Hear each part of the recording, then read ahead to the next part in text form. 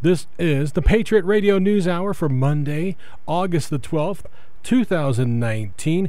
Now, due to some technical difficulties, we're going to pick up the Patriot Radio News Hour already in progress. A few weeks ago, I played you a clip from Steve Leisman. Remember, he is on the Idiot Box, a CNBC commentator. He is their Federal Reserve expert. And he said right on TV, is this going to be the end of the Fed? It was talking about what the Fed was worried about. Not that Jay Powell was going to be fired, not that Jay Powell was going to be demoted, but that if the Fed messes this up, is this it for the central bank? That has now been echoed. I'll tell you about that. I'll tell you who's saying it now. This is it's one thing, when you have a vote, you got to have a first. Somebody makes a motion, right? You got to have the first and then the second, right? Well, guess what? We got the first and we got the second now. I'll tell you about that. Friday, I told you about the research done by Bank of America. And specifically having to do with the United States Treasury markets. By the way, Treasury's falling again, right? So they saved it, and now the Treasury's back in the 1.6s and falling. And Bank of America warned that we're going to have a problem. We cannot possibly sell all of the treasuries that need to be sold, and the Federal Reserve is clueless. On Friday, I told you about how the Federal Reserve asked for Bank of America to send them the research. This morning, and I don't know if it was this morning or if it was over the weekend, there's now a second. J.P. Morgan is now out saying, hey, guess what? And I don't know if they did their own research or if they just called BofA and said, hey, send that over here. Send me that email. CC me on that email you sent to the Federal Reserve. And announced that the central bank is going to be forced into quantitative easing before the end of the year. And that they're going to be forced to buy the Treasury market because there is no way that the amount of Treasury offerings, remember, they already announced, what was that, 3-4 weeks ago, hey, we want to increase the debt by $814 billion in the next 6 months. On top of that, we got to roll over all that other debt on top of that debt. And now we have, I would say, right, who are the two major banks in the U.S., right? J.P. Morgan, BofA, right? Then, Citi, Wells Fargo. Coming out and saying, dude, and again, I hate to say it, folks, it's just math. Can't be done. 800-951-0592. Patriot Radio News Hour. We'll be back right after the break. 800-951-0592. That is our toll-free number. 1 ounce American Gold Eagles at $1,525. It's $20 over spot right now. Rolls of junk silver quarters. We call it junk silver. Pre-1965 silver quarters. You get 40 of them in a roll. You get 40 quarters, 7.15 ounces of silver, $122 a roll in spot. Right, 1706 right now is the spot price. That works out. If you took a blowtorch to those 40 quarters, you'd have 7.15 ounces of it, or $17.06 to the ounce. So you got gold eagles at $20 over spot, silver quarters at spot at 800-951-0592. Back up the truck. Just telling you now. You know, they talk, I'm hearing a lot about the cliff. Right, we're getting closer to the edge. Right, the economy's slowing down globally. Right, we still have hey, it's still good here. Here's the problem with that. It's good here till it's not, right? And the problem is it always catches us by surprise. Here's another great example. So, One River asset manager Eric Peters wrote an op-ed. And he wanted to know, when is a reporter going to ask Jay Powell, the head of our Federal Reserve, if he is going to be the last Fed chairman? Now remember, I told you about Leisman. Now it's starting to get serious because listen, these guys know. I know you want to hear it on the Idiot Box. Well, I called my financial planner and he said that's never going to happen. Let me tell you this right now: your financial planners are idiots, and I don't mean, you know what, I mean it, but I don't. They all mean well. Well, that's not true either. A lot of them are really good people. And good at their jobs, but they don't do the research, especially not the research I do here. But here's what he was talking about. He brought us back to September 2007. Now that was the first time that the Federal Reserve, Ben Bernanke, was the chairman. I'll never forget this. Ever. It's one of the things that's kind of etched in stone in my brain. Because in August, the Federal Reserve, Ben Bernanke, was talking about, hey, we're still raising rates. The interest rates, by the way, at that time were 5.25%. All of a sudden, here comes September 2007. 1 month later, after Ben Bernanke was, remember, it was just a subprime problem, right? Remember that? There's a little froth in the market. Remember that one? They cut rates by 50 basis points and brought the Fed's funds rate down to 4.75. By the way, 15 months later, so not even a year and a half, a year and a quarter later, the rates were at 0. This is how fast it moves. And of course, we were on the cliff then, right? Dow was seemingly all-time highs. As a matter of fact, the Dow hit an all-time high in 2008. Right? Think about that. Think about how similar it really is. Right? We're in the midst of the worst financial crisis we had seen since the Great Depression, and all of these guys missed it. And it all went away, and now we've started again. But we weren't at 5.25. We were really at, 2.25? So when you start to think about how negative we're going to go, I think you'd be very, very negative. But that was then. This is now. The Fed has historically cut rates by 550 basis points. In other words, it was 8%. Right, and we took it down to 2.5. Right, it was 7%, 1.5. Right, this and that. It was 5.25. We went to 0. Of course, now we only have 200 basis points left.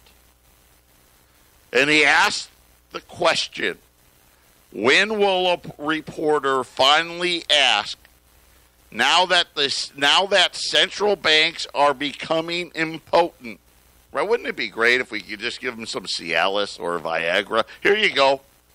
Doesn't work that way. Politicians are taking over. Will Jay Powell be America's last independent Federal Reserve chairman? People don't talk like this unless there's some big problem coming. That's why I told you, back up the truck. Listen, gold's at all-time record highs in, 70, 80, 90 countries. Right, and it's coming here. We're at 6 years high. Don't worry, we're going to be there. Then J.P. Morgan. They were following up on what Bank of America had to say. Think about this. Jay Powell in June. Was it June, July? Actually, I'm sorry, July. Begrudgingly cut interest rates, right? Remember that. Oh, I'm going to do it, but it's an insurance cut. Right? Remember that? It's an insurance one. We're just taking out a little insurance. And all of his idiot buddies. Remember, two people dissented and said we shouldn't have cut it all. And all of them are talking, one guy, I got to pencil out for maybe one more cut. Right? And everyone's trying to act like it's all great over there. Really? I just had two people say, is this it for the central bank? Now I've just got the biggest bank in the world. Well, actually, I think China has it, but for our argument, J.P. Morgan now saying, I don't know what they were thinking. Forget about quantitative tightening. We're going to have QE4 before the end of the year. Here's what they said. They said in regards to the urgent request from the Federal Reserve about the details of the analysis presented by Bank of America, to which the Fed was about to be hit with a major liquidity drain as the Treasury unshackled from the limits of debt ceiling constraints. Right? Remember, we were on emergency funding. Right? And that was, hey, shuffle the books around, this, that, the other. And we are going to run out, right? The book shuffling was coming to an end.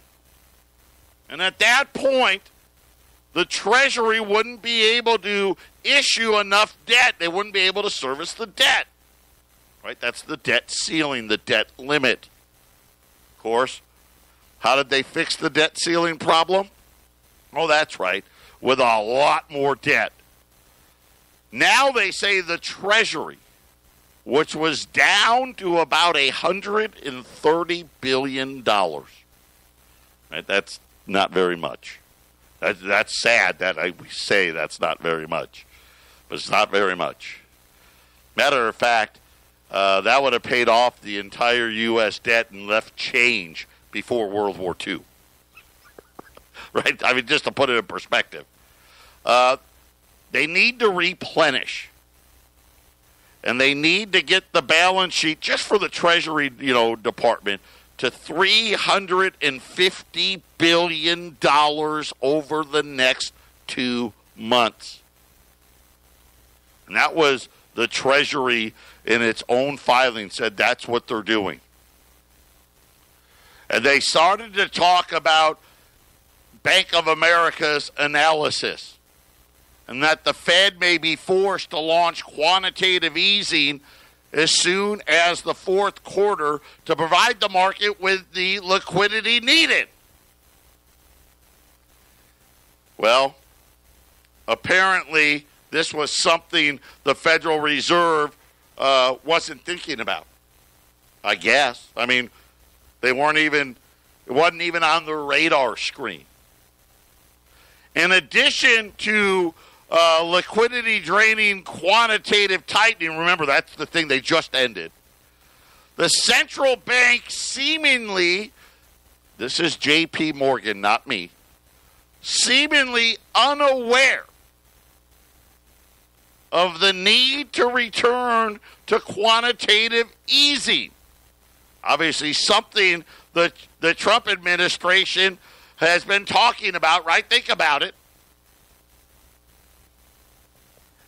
They say that Bank of America's analysis was one of various factors cited for the dramatic rebound in the markets starting on Tuesday, right, which we had that 3 day, that was the Treasury market, right? And, of course, I told you that's all been washed away. It's no longer just B of A now. In other words, people are like, oh, no, it's fine, don't worry. B of A, they're a bunch of crackpots. No longer just them now. That the Fed may be forced into quantitative easing to replenish the sudden drain in interbank liquidity that would accompany such a dramatic cash rebuild by the Treasury. According to the latest flows and liquidity reports from J.P. Morgan now. So they're sitting there and they're trying to tell the Federal Reserve, hey, there's not enough buyers. By the way, Thursday, we had a 10-year auction. I think it was Thursday, maybe it was Wednesday. It was the lowest bid to cover I'd ever seen. The Dow actually, I don't know if the Dow was up that day. It may have been flat, but they pretended like it didn't happen. The bid to cover got down to 2.2. I've never seen a bid to cover that low. And according to the research by J.P. Morgan, the bid to cover ratio is going to fall well below 2%, and that the central bank needs to do something.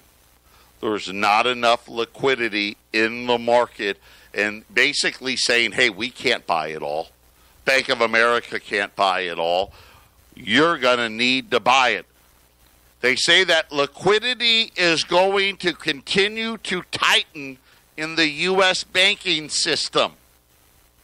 See what I'm talking about there? I'm not talking about necessarily the Treasury market, the banking system in general, where the banks are going to be forced to be like, hey, listen, we've only got enough cash to do one or the other. We can either buy treasuries or we can buy each other's debt, but we can't do both. Get ready for new all-time record highs coming in gold.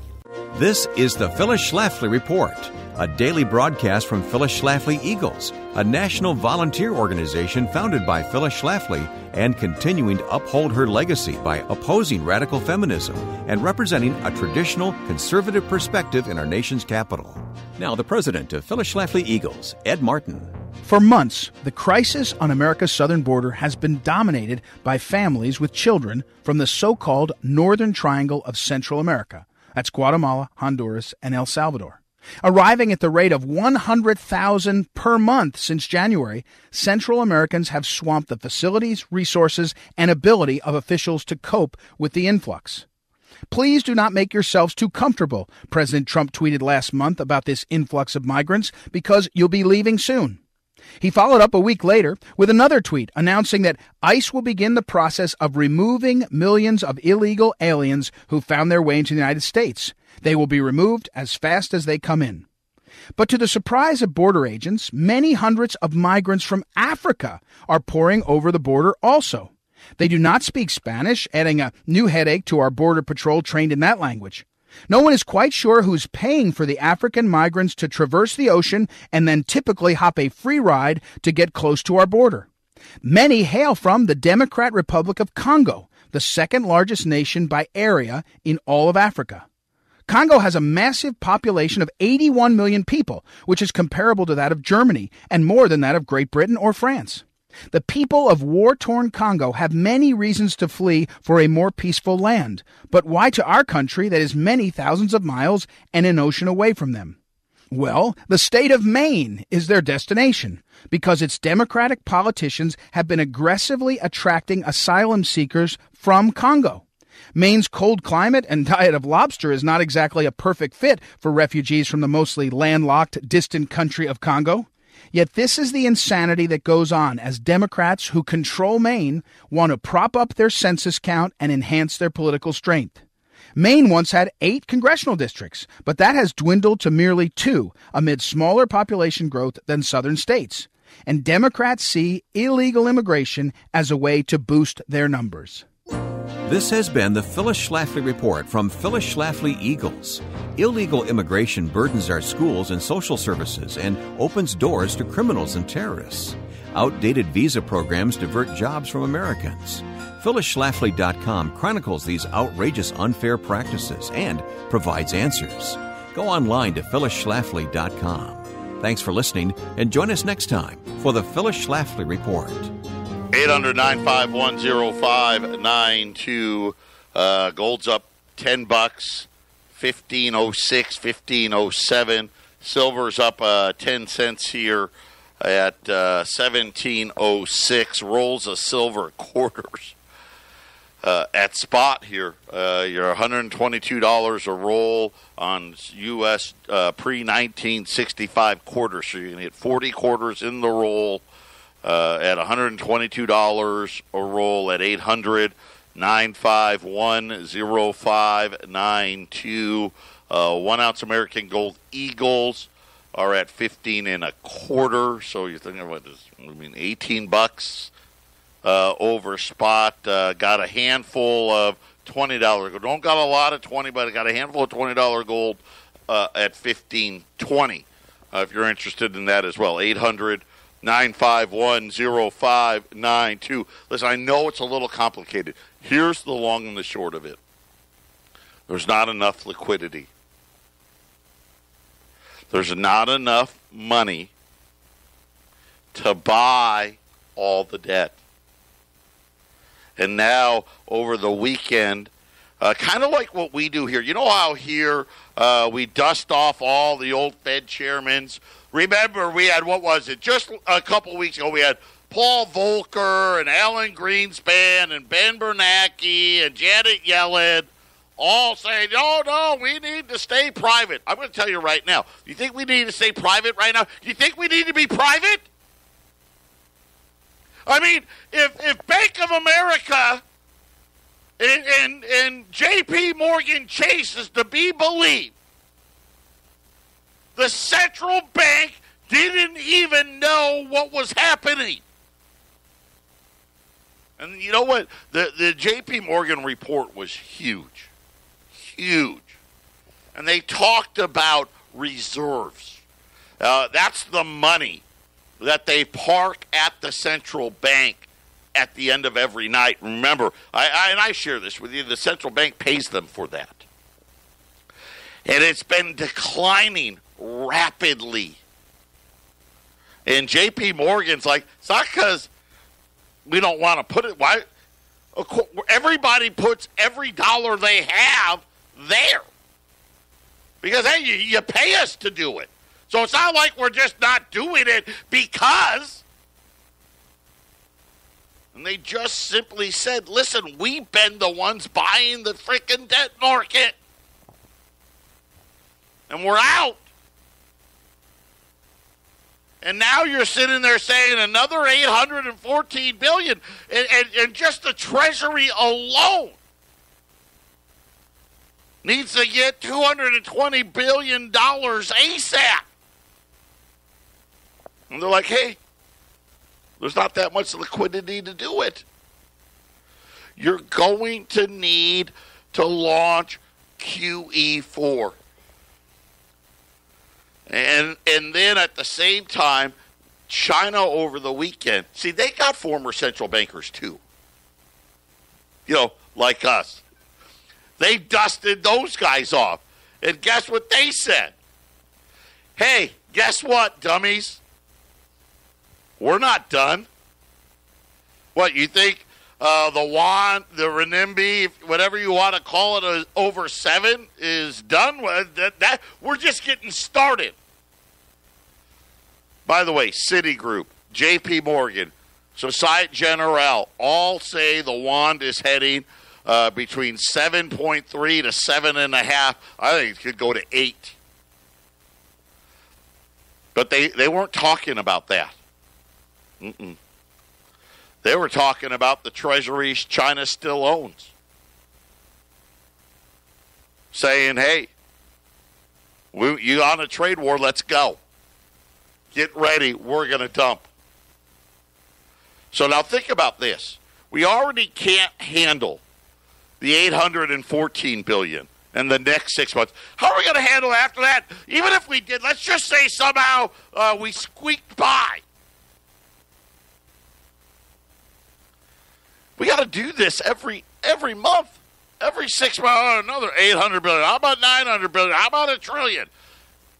And now you factor in China saying we'll sell our $1 trillion. No, they've got $1 trillion. What would that do to the market? And it would have an effect I think most people wouldn't like. Rates wouldn't go down. Oh, no. That's not what would happen. What happens at the auction when there's not enough buyers? The rate doesn't go lower. The rate goes higher. Matter of fact, it keeps going higher until somebody wants to buy it. See, that's how it works. So I don't know, but this is really what Bank of America and J.P. Morgan are warning about. Listen, Fed, get your butt back to zero and get quantitative easing 4 out. Okay? Because if you don't buy this stuff, forget about hitting new all-time lows on 10-year notes. Remember what happened last week? I told you about that tail at that 10-year note auction when not enough. Remember, that was a bid to cover of 2.2. Most of the auction got filled at a debt of, 153, 154, 155, and all of a sudden, they ran out of buyers. 156, nobody. 157, 158, 159, 16, 165, 166, 168, 17, 175 before they finally found enough.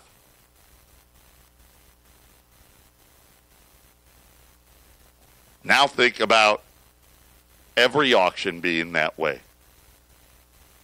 All of a sudden, tomorrow's the next auction. 17, 175, 18, no, 185, 19, 2, 2.5, 3, 3.5, 4. Right? Until what? So here's what I'm very confident about. Quantitative easing 4 is coming. China is on record now saying, hey, we're not done. The Global Times with their article this over the weekend saying the whole rest of the world doesn't get it.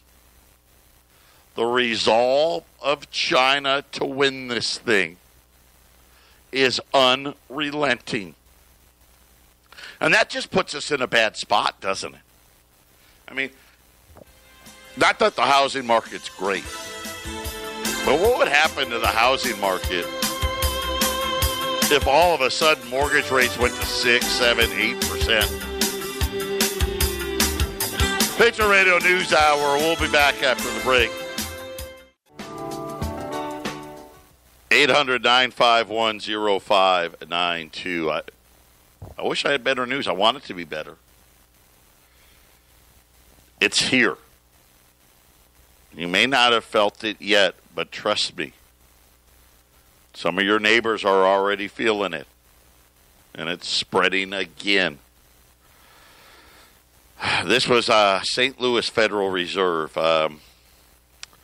talking about farm loans. A review by the FDIC, the Federal Deposit Insurance Corporation. You know, that fake corporation. Well, it's not fake. It's a real corporation. Doesn't have any money to actually guarantee anybody $250,000. But go ahead and believe it. They issued their quarterly report that reveals that delinquency rates for commercial agriculture loans in both the real estate and non-real estate lending sectors are skyrocketing. Okay, so that's the land, loans on the land, and then what? Loans on the equipment. They said 2.5% of commercial real estate loans in agriculture were 30 days or more past due. That was in Q1. So this is old. I promise you that number's higher already.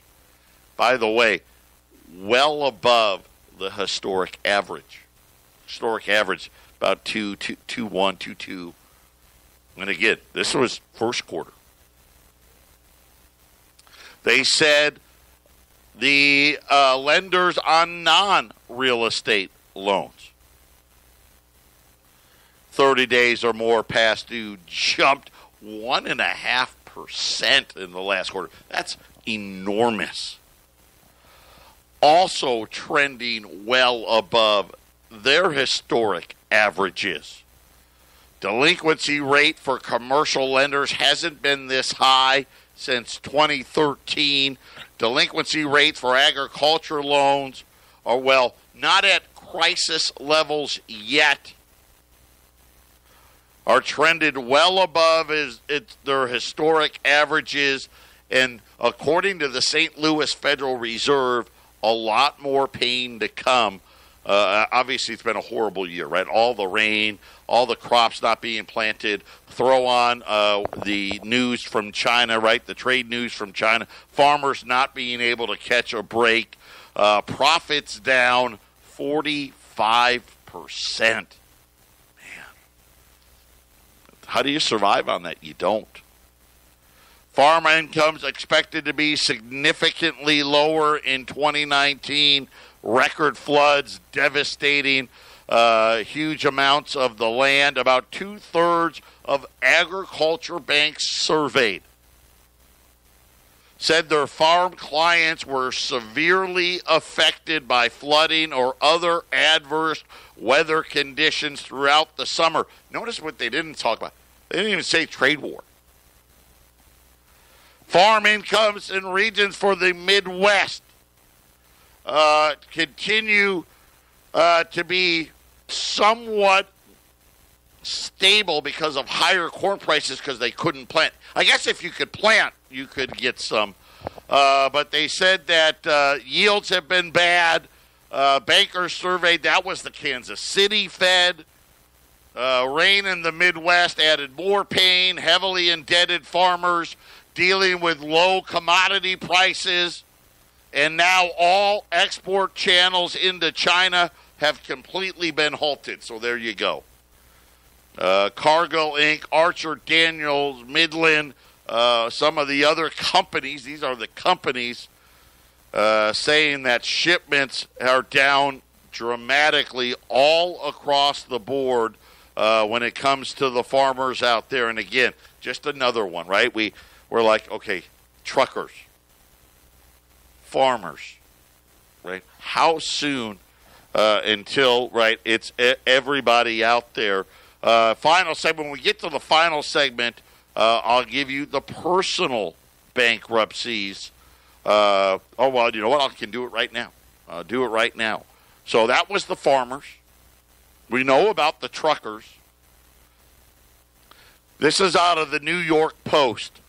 Bankruptcies are back, flashing warning signs that more Americans knee-deep in debt in big cities like New York. Here's the problem. Everybody's been forced to move to the big cities. Total bankruptcy petitions nationwide by consumers and businesses, while still well below the Great Recession levels. They say there is an unmistakable trend upwards. New York State bankruptcy filings, for instance, have risen steadily over the past 3 years. They said that bankruptcy filings have now exceeded 35,000. In 2008, it hit 34,711. Yeah, get ready. A whole lot more of those are coming. They said that the bankruptcy filings find an overwhelming amount of debt loads. The low unemployment rate and the quote-unquote uptick in average wages and the latest Fed interest rate cut have not restrained the debt monster. Cash-strapped consumers are finding relief at food pantries. In high-cost cities like New York, personal incomes often not enough to pay for household bills. I mean, I don't know. It just goes on and on. The data, U.S. bankruptcy filings jumped 3% from July of 18 to July of 19. And that is just significant. Bankruptcy filings on pace to hit 800,000 here in the U.S. Final segment coming up.